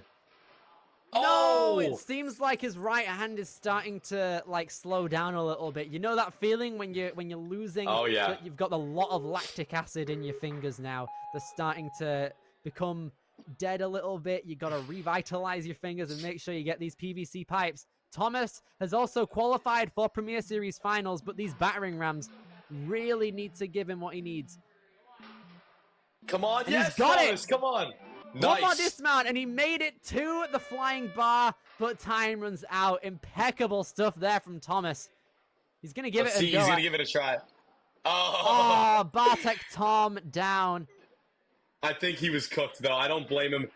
Yeah. Bartek Tom, it might not be Bartek Tom after 11 pumpy obstacles. I don't blame him. An incredible run from Thomas. The first to see break through the battering ram. Billy, that was very impressive. And honestly, I think it all came down to that technique on the Iron Maiden. Absolutely. That's definitely one of the deciders. You said it earlier. You can tell if an athlete is locked in or not based on their expression and approach to the Iron Maiden. We're now in our final two elite male competitors, the first of which being Tyler Zaborowski. Really, really close to clearing the placement course earlier, second to Nathaniel Honvu. But now Tyler knows how to do well on long, pumpy courses like this. He's ready to go. Absolutely. Tyler is going to be cooking. 2 runners to go. So these last 2 runners, really, they know what they have to do. They have to get through the body prop if they want to make it to the Premier Series finals in a specific amount of time. So they're going to be looking to do that with a couple crux points in the way. But, I mean, Tyler and Nathaniel are very capable of making it through that obstacle, and not only that obstacle, the rest of the course. You can see Tyler, he's ready to go. All ready. Yep. I think he used both of the talons combined. That's a thick handle. He did that on the rings, too. I guess he likes combining obstacles. Oh, he's going for the harder split decision. Oh, okay, that's fine. He got it. The All green right. is lit. Tyler, You know, I'm not sure. Oh no! What's going on? I'm not sure if I would have risked that because it was probably only 5 seconds faster, but I love the send. I think it sets, like, I don't know, it's kind of sets a pace for what he's trying to do on this course. So let's see if he can get electric slide second try. Don't whiff the cane. Here he goes. He failed arguably the easiest part of that obstacle, but he gets it this time, and he's completely fine. Hopefully, he doesn't need to utilize a retry here on Iron Maiden. That would not be ideal. One, because of how pumpy it is, but two, because it would be his last retry on this course. Wants to save it for a potential mistake later on.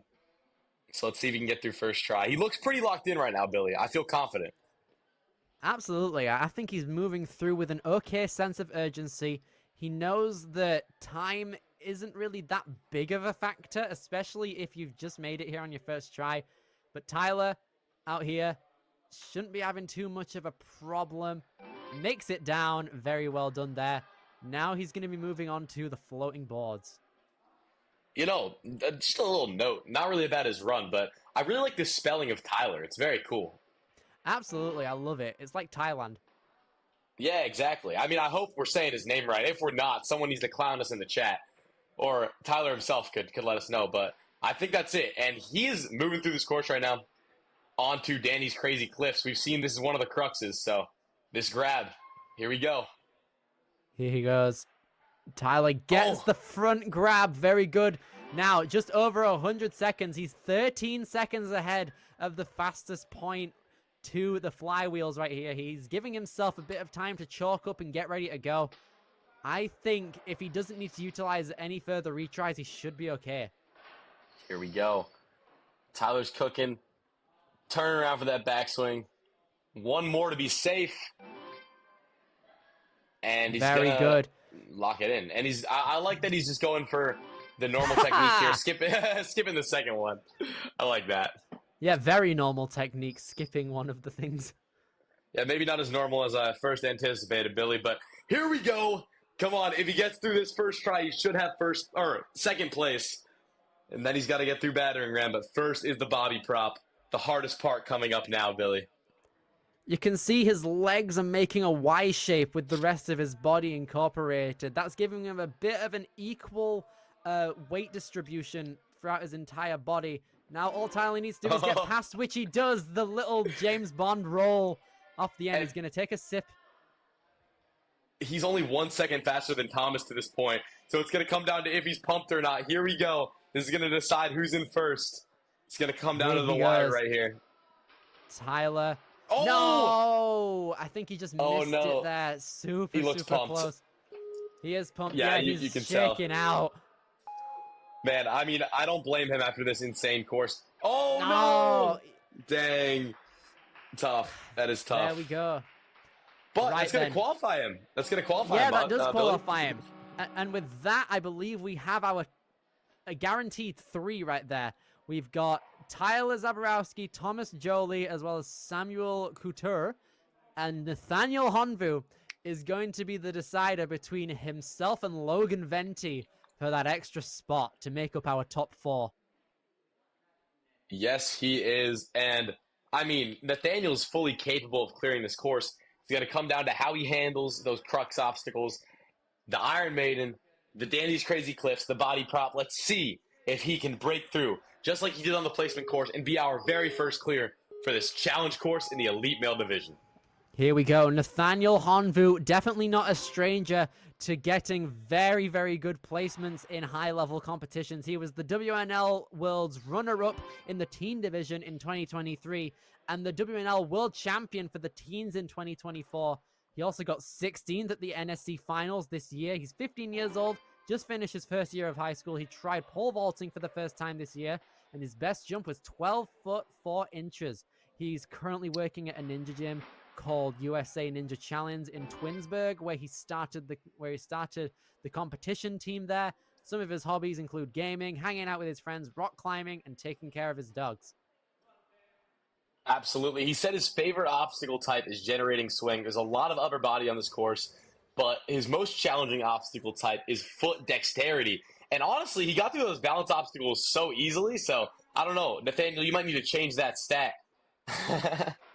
He was also smiling in the middle of Iron Maiden. That's a good sign. That is a great sign. Nathaniel is at our fastest pace so far to this point, compared to our first place right now. So let's see how he keeps moving through. He looks very locked in. I don't think his forearms are feeling it whatsoever, which is a good sign. Here he goes. Nathaniel going to chalk up right now. Here he goes. He's quite tall as well. 5'11", has a wingspan of 6'3". That's going to give him a good reach on a couple of these obstacles. I really like the way he did this obstacle. Like, oh my gosh, he's making it look easy. He's swinging on these cliffs like they're bars, Billy. That is very, very good there from Links. Nathaniel Honvu. He's linking everything. What? One backswing. Come on. Jump. Ah. Nice. I like it. I actually respect this technique. Keeping it a little bit safer. Yeah, at this point in the course, he hasn't utilized any retries yet. He wants to play it safe. And he's got 1:30 left on the clock. He's got a very good time coming into the bobby prop. Absolutely. And it's Logan Venti versus Nathaniel Honvu for this qualification spot. And it all comes down to the body prop. One of the cruxes on this course. So let's see who ends up getting it. Nathaniel, all he has to do is clear this obstacle because his time is much faster. So let's see if he can do it. Nathaniel's tall, but he's utilizing his wingspan to his advantage, covering more distance. And he's going to push off the wall and be fine standing up afterward. We haven't seen that yet. Honestly, I think Nathaniel is not as tired as a lot of our athletes were at this point. So we could see a first place finish. All he has to do is get through battering ram first try, Billy. Come on. Absolutely. With this, he's also qualified for the Motus Finals, and he just breezed through that. And Nathaniel Honvu is taking home first place for the ROC City Ninja qualifier for Premier Series. He's just got the flying bar and the salmon ladder left. First place, but he wants more. He wants to clear this last lane of obstacles. He looks locked in. Come on. Here he goes. Nathaniel Honvu really needs to control it really well here. He's going to try and force those Pac-Mans forward. He is going to have to go. Yes, 10 seconds left, though. He's going to have to machine gun up this salmon ladder. Come on! 5 seconds, Nathaniel Honvu! The double! Yo! The clear! At the end of the course, pulling that skip straight into the buzzer. What are we talking about, Billy? What are we talking about? That is immense. Oh, snap. Nathaniel Honvu, we need to see that again immediately. Come on. Truly insane. In a league of his own on this course. Honestly, perfect run. Yeah, insane. I mean, didn't even look tired at the end of that brutal course.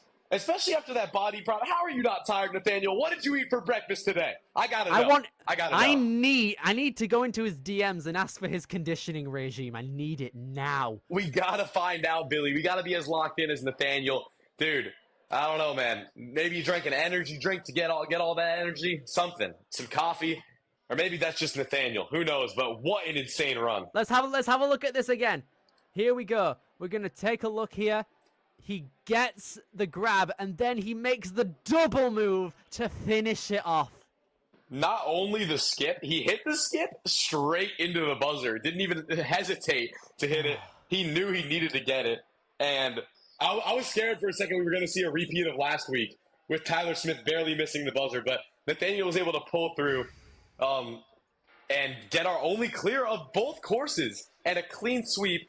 And Billy, take us through the top 4 athletes qualifying for finals. Your top 4 athletes consist of Nathaniel Honvu, Thomas Jolie, Tyler Zaborowski, and Samuel Couture. Super, super happy with all of those placements right there. Nathaniel Honvu, obviously the highlight with that insane clear, getting the double on that salmon ladder. After this, I'm going to go back and watch that again. That was an immense run to see. Congratulations to everyone else who ran the competition today out of the rest who made it. We also have Juliana Manfredi, who, by the way, actually qualified for Motus.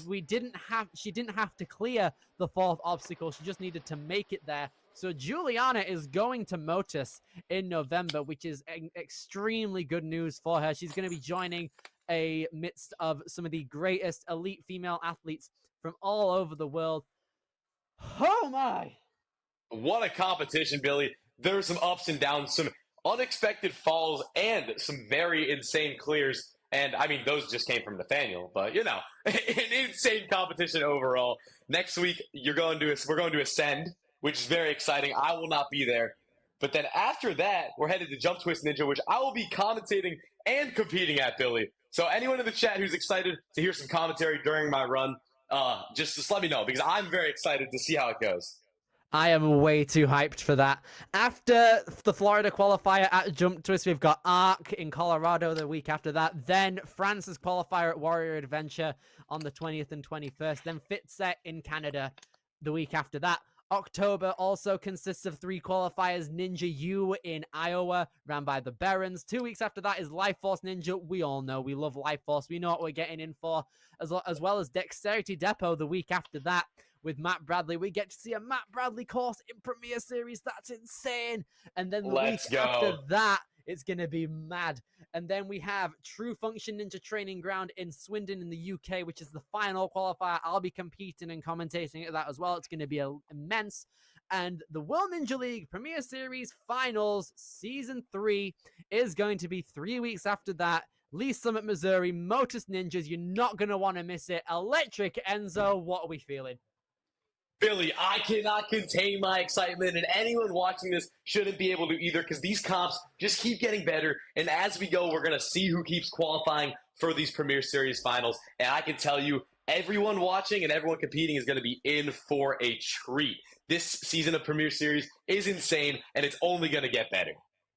Absolutely. I am super, super happy to have commentated this with you, my friend. It's been super, super well done. I'm excited to be doing it all again next week with many other commentators as well at Ascend. From Enzo D. Ferrari Wilson and Billy Dixon, we have been your commentators for the Elite Division, and we will see you next week. Take care. See y'all later.